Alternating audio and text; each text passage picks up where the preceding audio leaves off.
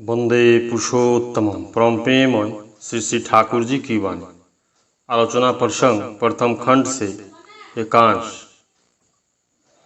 16 अगहन 1348 सोमवार 1 दिसंबर 1941। उनकी दया का दरबार नित्य खुला है। वे अकातर हो कितने मणि मुक्ता और रत्न बांट रहे हैं। भूखा मनुष्य वंचित नहीं होता, विमुख नहीं होता। किसी भी क्षण उनके निकट आता है और बार बार आता है। घूम फिर कर आता है उसी विश्व के भंडारी के निकट जो अखिल के ज्ञान गुण प्रेम और प्राण के रूपायित विग्रह है।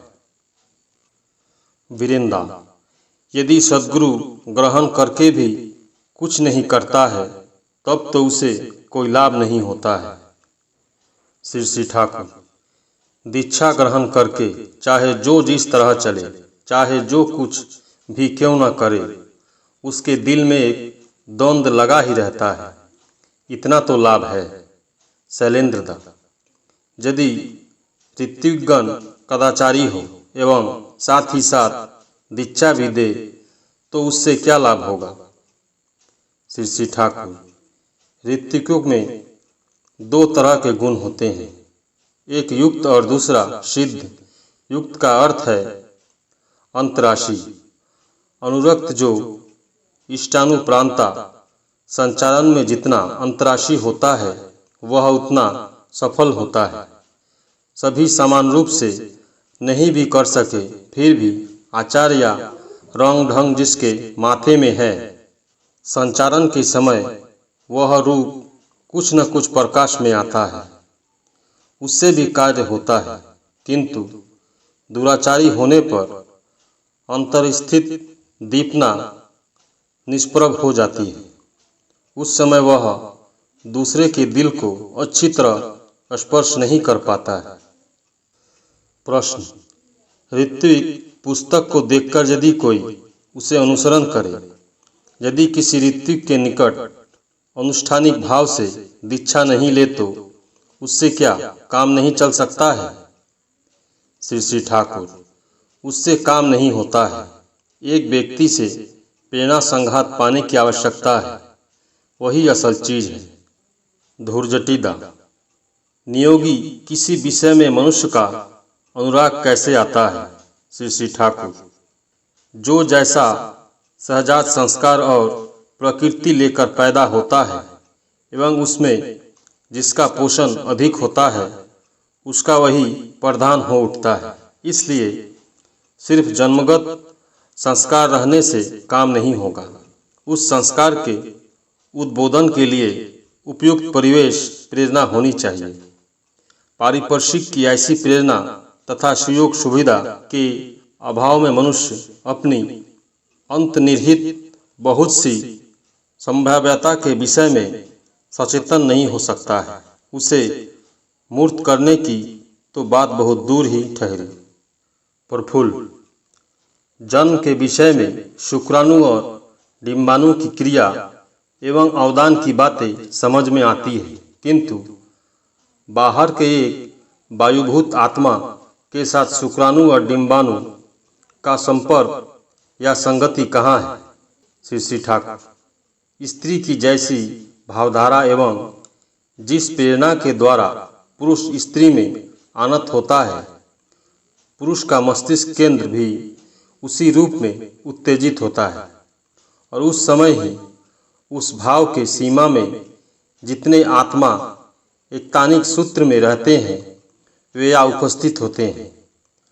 अंडकोश में जो सारे शुक्राणु कोश रहते हैं उस समय वे शक्ति संभूत होकर जीवन पाते हैं, अर्थात वह आगत जीवात्मा शुक्राणु कोश को जीवन देकर चलतशील एवं हिलने डुलने योग्य सजीव बना देता है।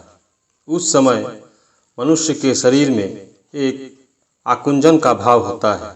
उसके बाद स्त्री पुरुष के मिलन के समय वे डिंबाणु के साथ मिलने के लिए दौड़ पड़ते हैं। पुनश्च स्वामी की भाव भंगिमा एवं आचार व्यवहार से जिस प्रकार स्त्री प्रभावित होती है, डिम्बाणु भी अपनी भावभूमि के अनुसार उसी प्रकार प्रभावित होता है। यह तो मैंने पहले ही कहा है कि स्त्री के भाव के द्वारा पुरुष भी प्रभावित होता है। स्त्री की एकनिष्ठ श्रद्धाप्लुत परिचर्या पुरुष को जितना उन्नीत करती है, उतनी उन्नत स्तर की आत्मा प्रवेश करती है। पर शुक्राणुएं जितने उन्नत स्तर की आत्मा को वहन करके क्यों न लाए, डिम्बाणु जिस प्रकार प्रभावित होते हैं उसी प्रभाव और छाप के साथ संगति वाला जो शुक्राणु रहता है उसी के साथ मिलन होता है, मानो हर तरह से मिल हो, उसमें और कोई खाली स्थान पड़ा हुआ नहीं रहे। डिम्बाणु का साथ शुक्राणु मिलकर एक संपूर्ण सत्ता हो जाने पर इसका सामग्रिक रूप से कोश विभाजन आरंभ होता है, वही संतान होती है। यदि पुरुष और नारी का स्वभाव वास्तव जीवन में ऊर्ध्वमुखी न हो तो बुद्धि लगाकर उस समय उच्च भावभूमि में नहीं रह सकते हैं। इसलिए पुरुष के इष्टनिष्ठ आचरण और स्त्री की इष्टनुक स्वामी भक्ति पर इतना जोर दिया जाता है। स्वामी स्त्री दोनों में एक पारस्परिकता होनी चाहिए, संगति होनी चाहिए, गहरी प्रीति होनी चाहिए, शरीर, मन, चरित्र और प्रकृति का सामंजस्य होना चाहिए। इन चीज़ों को पाने के लिए विधि के अनुसार ही विवाह होना चाहिए। इतना होने पर ही उन्नत आत्मा का आविर्भाव संभव है। मेरी तो धारणा है कि हर शुक्राणु ही क्षुद्राकार में एक एक जीव है। उसे नष्ट करने का अर्थ है क्षुद्राकार के एक व्यक्ति को खत्म कर देना। हमारी बोध शक्ति और ममत्व बोध जग जाए तो हम व्यर्थ में अनावश्यक अपने सुख तथा इंद्रिय की परितृप्ति के लिए लाखों लाख शुक्राणु को नष्ट कर उतने आत्मा को मार नहीं सकेंगे। उस समय हम यह चिंता करके सिहर उठेंगे कि यदि हम जन्म लेना चाहे और बार बार इस प्रकार मारे जाए तो कैसी अवस्था हो। यह बात भी सत्य है कि साधारणतः एक से अधिक शुक्राणु को डिम्बाणु ग्रहण नहीं कर सकता है एवं एक जीवन को रूपायित करने में अनेक शुक्राणु की जीवनाहुति का प्रयोजन होता है। प्रकृति के इस विधान पर किसी का तो हाथ नहीं है। इसलिए प्रजनन की नियत के अलावे किसी दूसरे कारण से शुक्राणु को यथासंभव नष्ट नहीं करना चाहिए। चाहे तुम रहो या मैं क्यों न रहूं, सभी तो वही है। प्रत्येक तो उस पर ही उठ खड़े हुए हैं। वही तो आज कितनी बातें करता है, घूमता फिरता है और न जाने क्या नहीं करता है। तुम जिस दशा को पसंद नहीं करते, व्यर्थ में उस दशा में उन्हें क्यों रखोगे। तुम ही तो वह हो। परम प्रेममय श्री ठाकुर। सभी गुरु भाई एवं माँ को जय।